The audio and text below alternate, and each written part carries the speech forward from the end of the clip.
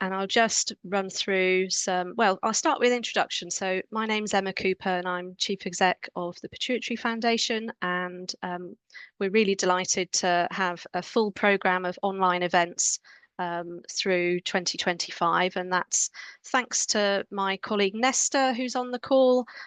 She's called the Pituitary Foundation because she's on our admin account, and Nesta is our volunteering and support services officer and has set up all of these online talks. And if you've been to any of these before, you know that usually we have a medical expert giving a talk, and we usually get some feedback afterwards. And actually, one of the bits of feedback that we've taken on board is that people have said it'd be great to have a talk on this topic to do with employment law and living with a condition like a pituitary condition.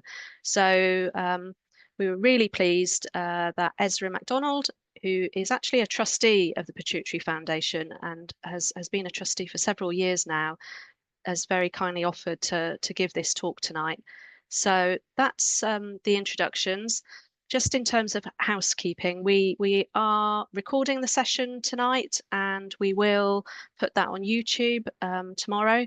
But we only record the bit of the talk. We don't record the Q&A. As I said, it's nice to see people. So if you're happy to put your camera on, but of course you don't need to do that.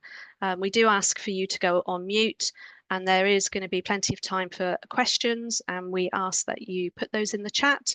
And what I do is I keep an eye on that, and when Ezra's finished, I'll field those questions and try and get as many answered as possible. What else? Recorded, not the Q&A, and yes, usually we have a disclaimer on our talks saying, this is not medical advice. You need to consult with your endocrinologist. And Ezra's kindly made this more relevant to tonight's talk, which is, this is not legal advice. So if in doubt, to seek that out. But you're very welcome to ask questions, bearing in mind that disclaimer. But yeah, Ezra, I think that's all of the intros. Over to you, and it would be great to hear, your say a little bit about your time with the Pituitary Foundation as well. Yeah, great. Thank you very much. Well, thanks for the intro. I've been a trustee now for, gosh, probably somewhere approaching 10 years, I think. Must be going on for 10 years. I've seen the foundation change and grow a lot in that period, and it's been a delight to watch. It's been a delight to be part of it. When I'm not acting as a trustee, I'm a barrister. I'm in practice at Pump Court Chambers. I do a lot of employment law. I do a lot of disability discrimination claims. There are a lot of them around. The more interesting point from my point of view is what happens before you get to that stage, and what you can do that avoids the need for any sort of legal action. I will at the end answer any questions that anyone's got, but I will emphasize I can't give legal advice, can't give anything specific. I can say general things about how the law works, and so that's roughly what I'm intending to do today. And I'm going to do my best Chris Whitty impression. Say, Nesta, could I have the next slide, please? So these are the topics that I want to try and cover. I'm going to take about 25-30 minutes for the talk, and then we'll open the floor up for questions. So the first question I want to deal with is what counts as a disability? And that's really important because all of the legal protections that give you, for instance, the right to reasonable adjustments depend on being able to show that you've got, in legal terms, a disability. So I'll talk about that. I'll talk about 3 types of discrimination. So failure to make reasonable adjustments, that's 1. Indirect discrimination, that's 2. And the more complicated one, a bit of a mouthful, discrimination because of something arising in consequence of disability. It sounds much more complicated than it is. It's super useful to know about. I'm also going to touch on some basic topics: medical leave, sickness absence, statutory sick pay, what the rules are about that. I'll then turn to what to do when something goes wrong, possible ways to solve problems before they get legal. And then lastly, I've got some pointers to sources of information and guidance at the end. I haven't included Google as one of my sources of guidance, but Google is always there. It's an option. It has to be used with caution. Nesta, can I have the next slide, please? So, disability.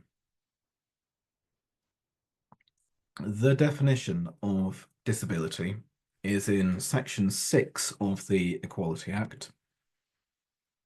I should say it's the Equality Act 2010. That's your key bit of legislation.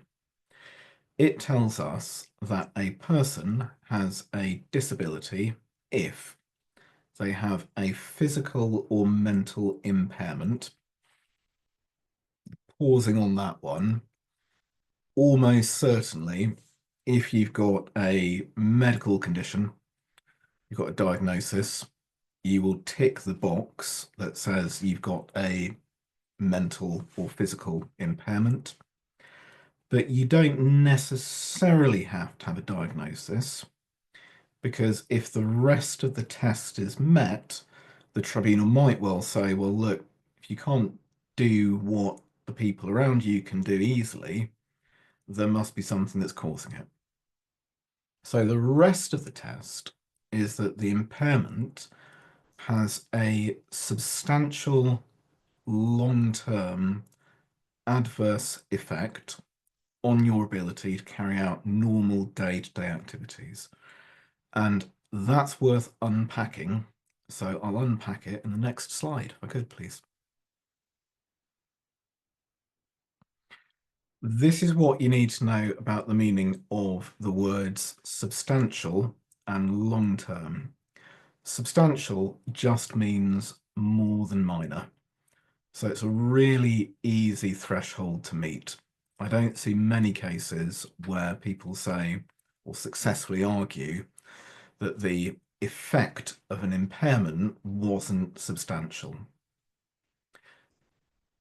The argument is more likely to be over whether it's long-term, and long-term means either it has lasted for at least 12 months, this is the effect that we're looking at, or it's likely to last at least 12 months. And likely to, in this context, means could well. So it's not more likely than not. It's just an impairment where the effect is substantial and it could well last 12 months or more. So that's the test for what is substantial and whether it's long term. And then the other bit of the test is normal day-to-day activities. You might think, what on earth are those? My next slide will tell you. So I've given a reference there to a website that's the Equalities and Human Rights Commission's Employment Statutory Code of Practice.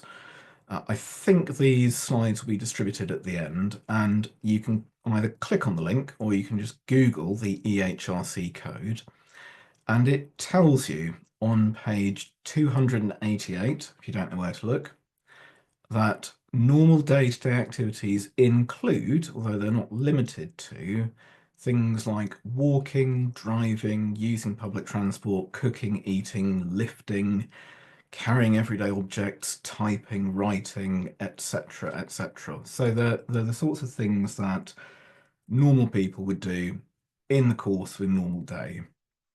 The important thing to note is they are normal day-to-day activities. They're not highly specific activities. So, for example, suppose you are a long-distance lorry driver.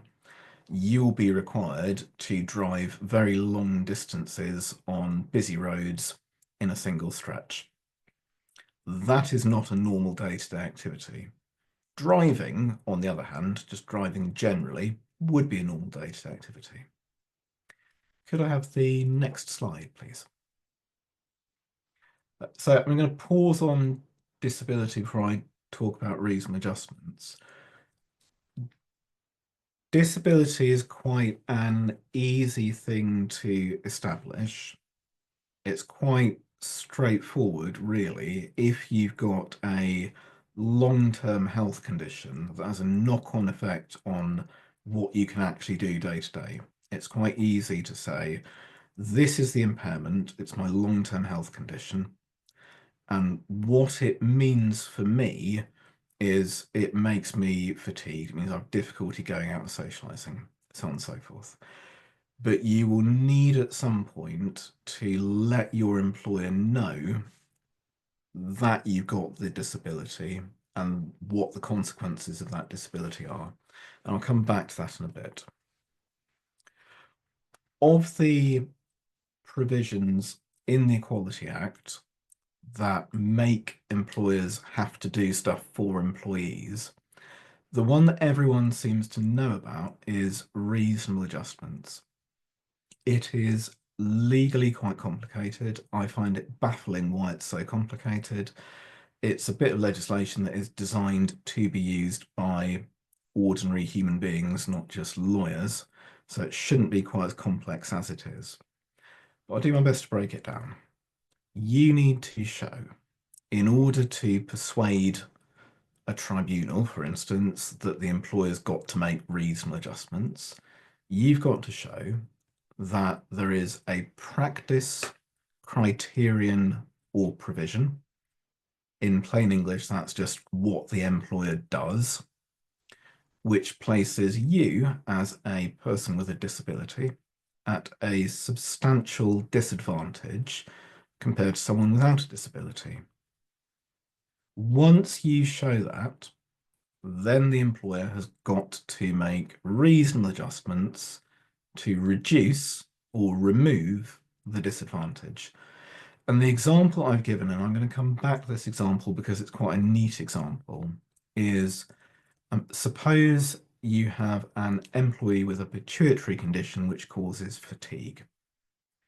The employer's practice, criterion, or provision, the thing that they're doing, is they require their employees to work long hours, say 9 till 6.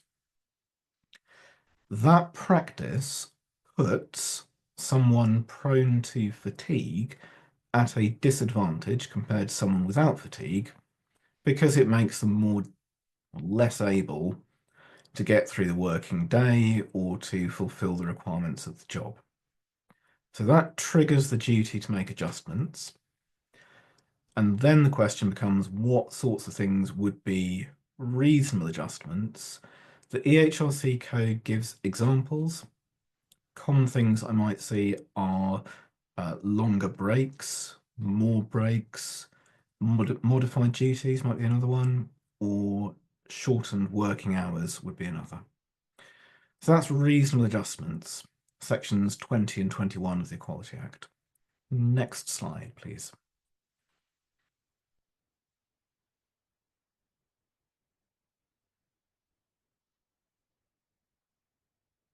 So the second form of discrimination I wanted to just mention is indirect discrimination. You find it in section 19 of the Equality Act. The basic form of a claim in indirect discrimination is there's something the employer does, say a requirement to come into work 9 till 6, and it applies it to everyone, but it places disabled people at a particular disadvantage compared to non-disabled people.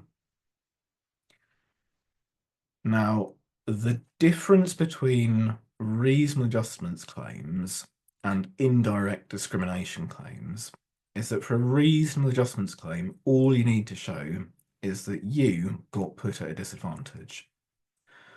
For an indirect discrimination claim, you need to show that disabled people as a group got placed at a disadvantage. So it's harder to prove. So for that reason, I tend to say just ignore indirect discrimination. It doesn't really add anything. I might also add there is another form of discrimination which I haven't dealt with at all, and I'm not really going to deal with, and that's direct discrimination. Direct discrimination is where, for example, you've got an employer who really doesn't like ethnic minorities because they're racist, or they really don't like gay people because they're homophobic, something like that. And 9 times out of 10, the issues that arise between employers and individuals with disabilities isn't because they're disabled, it's because the disability means they have difficulty doing the job or they need adjustments. So it's very rare to find cases of direct disability discrimination. Focus on reasonable adjustments and focus on the next slide, please. So deep breath. My next slide is discrimination because of something arising in consequence of disability.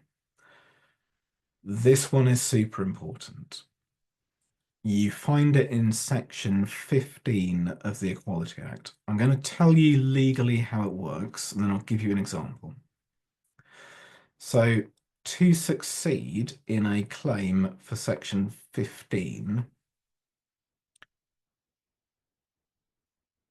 I'm just noting a question. I can make some general observations about that question, but I can't give specific advice. I'll do that later.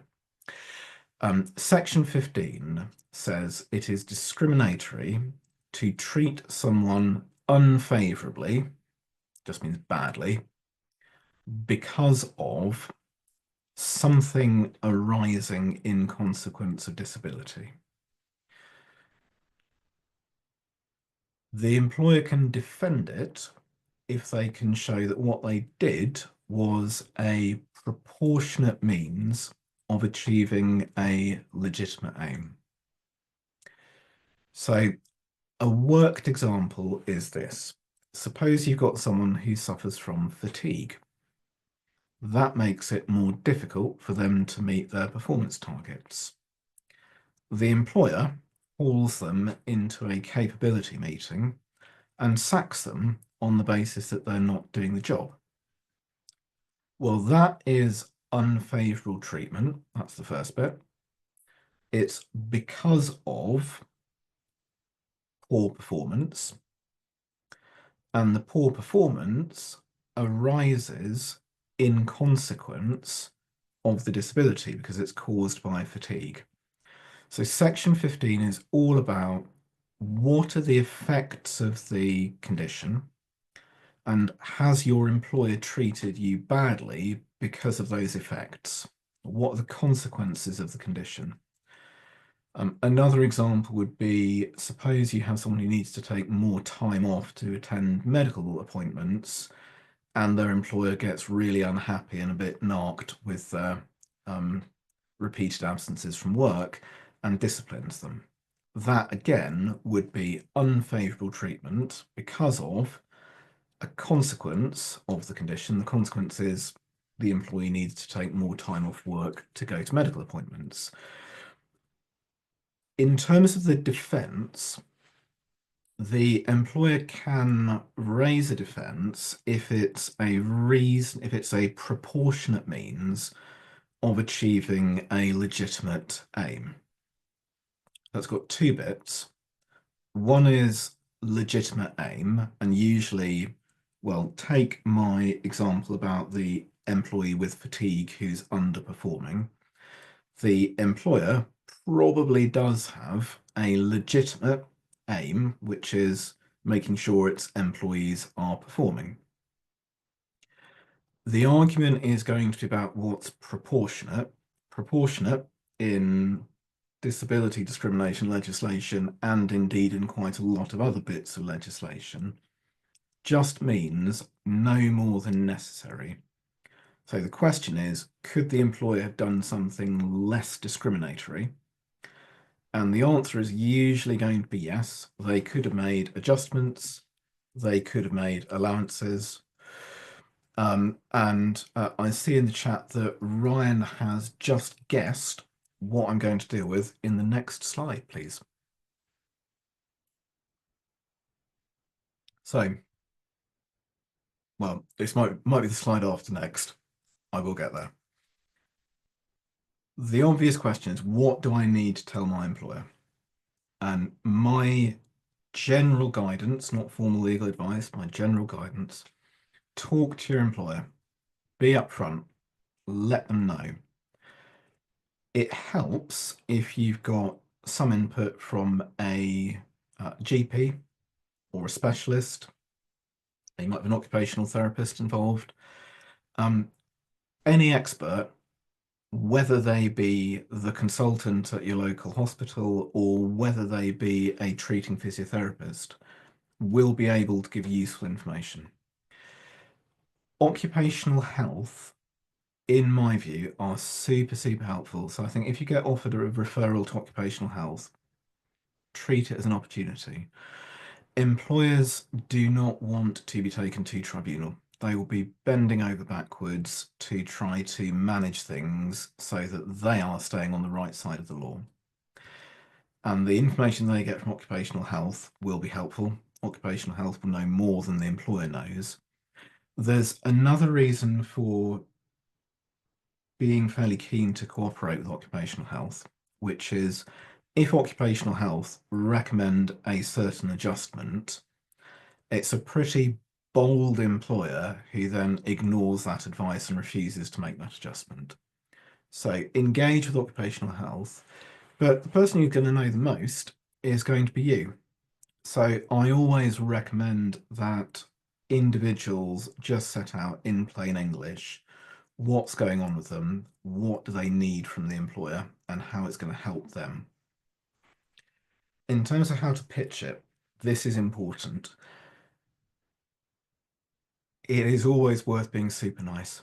It's always, even if your employer is being super difficult, and I really hope they're not, but even if your employer is being super difficult, you'll get much more mileage out of saying, this is the issue that I'm dealing with. This is the thing that's happening at work.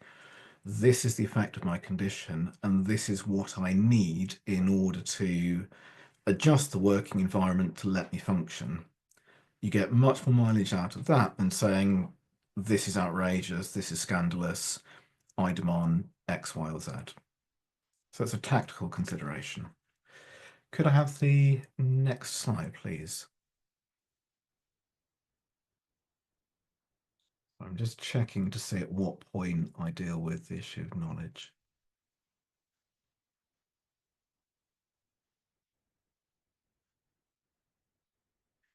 Okay, so a slide, this is entirely my fault, a slide has dematerialized, so I'm going to tell you what was in it.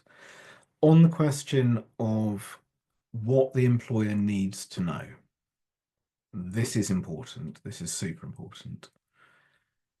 In order for the employer to be under a duty to make reasonable adjustments, they've got to either know or be in a position where they could reasonably be expected to know both that the employee has the disability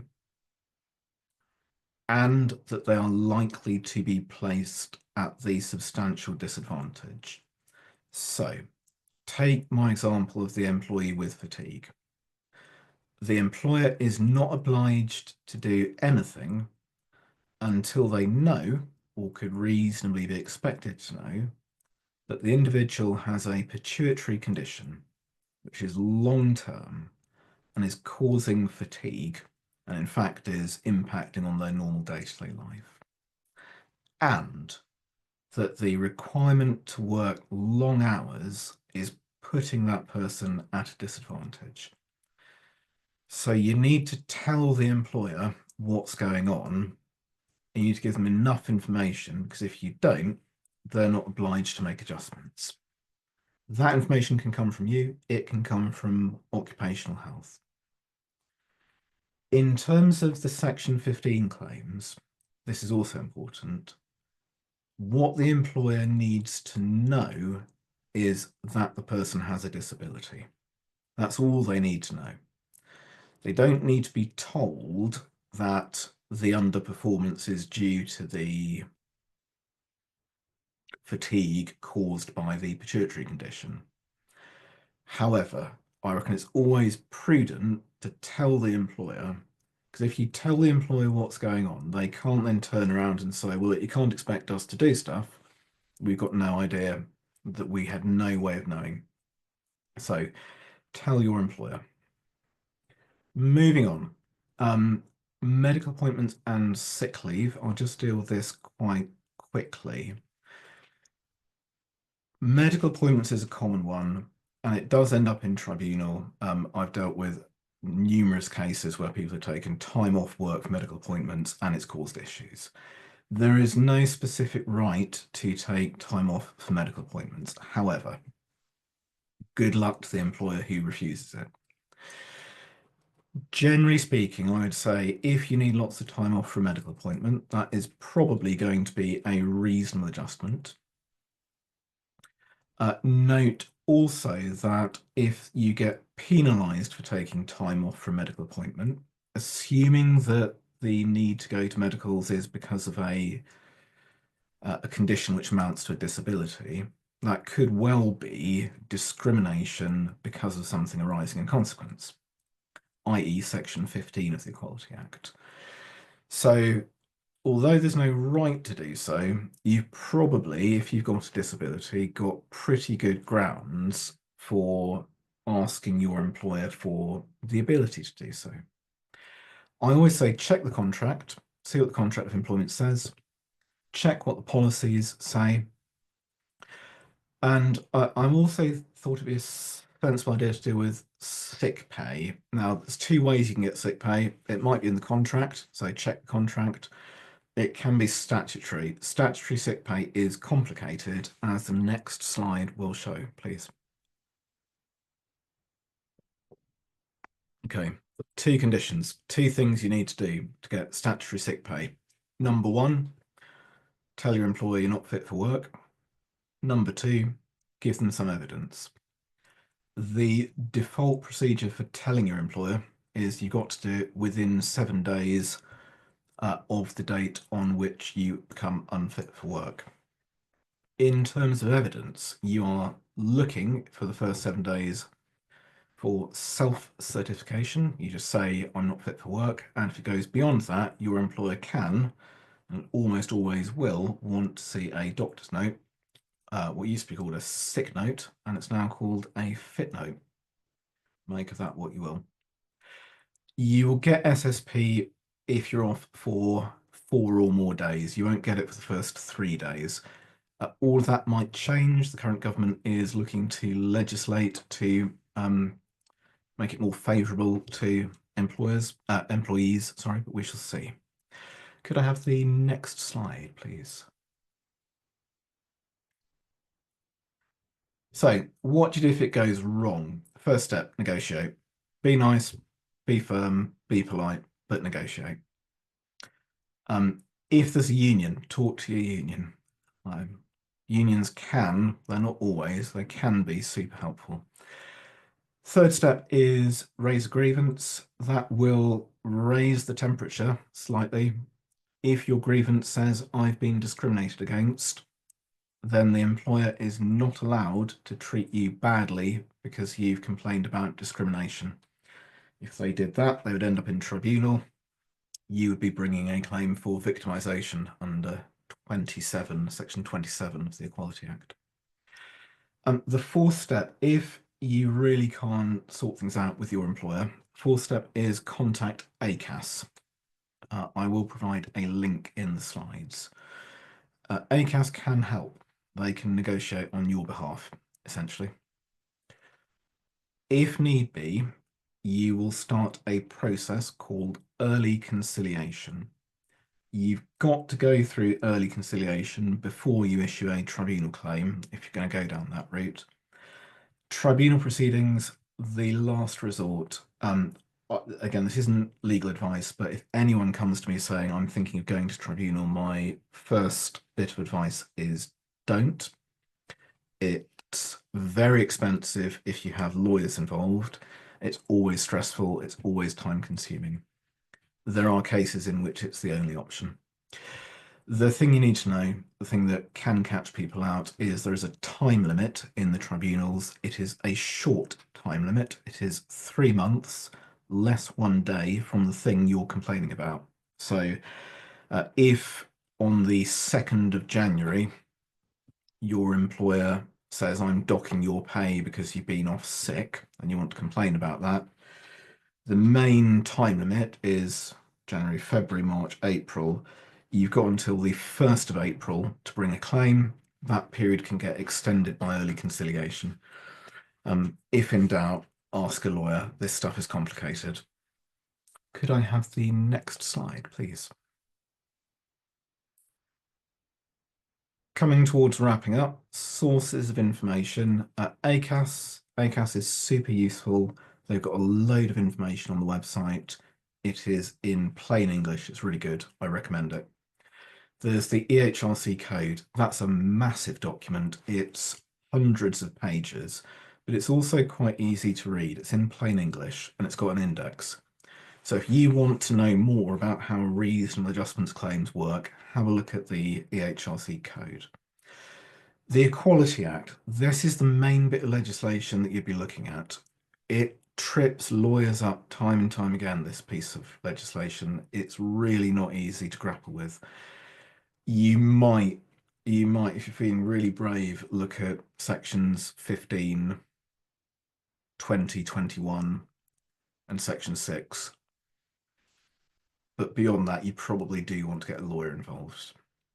The last source of information I've got is a link at the bottom to a case of Ms. Fatoya Adeloya, I hope I'm pronouncing that right, and Guy's and St Thomas's NHS Foundation Trust. I'm just going to rattle through that very quickly. Could I have the next slide, please? So, this was a case in which the claimant had a pituitary condition that caused her all sorts of problems, including headaches and dizziness. She also had fatigue. She was in a job that required a lot of manual handling. Manual handling made her condition worse.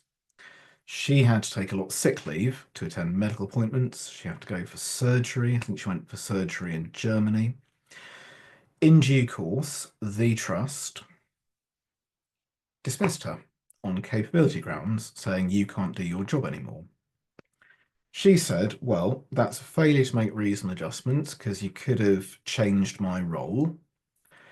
And it's section 15, discrimination arising in consequence of disability, because you could have done something less discriminatory. You could have given me a job that didn't involve loads of manual handling. And the tribunal agreed with this. They thought, look, Guy's and St Thomas's is a massive trust. They employ something like 17,000 people, and they've got piles of jobs going. The tribunal found in favour of the claimant. She got £21,000 in compensation, mostly loss of earnings, a bit of injury to feelings, so compensation for the effect it had on her. She also got a chunk of money towards her legal costs. That is super unusual in the tribunals. You only get costs, as a rule, if someone has behaved unreasonably. And that probably goes to show what a dim view the tribunal took of the way that Guy's and St Thomas's had treated the individual.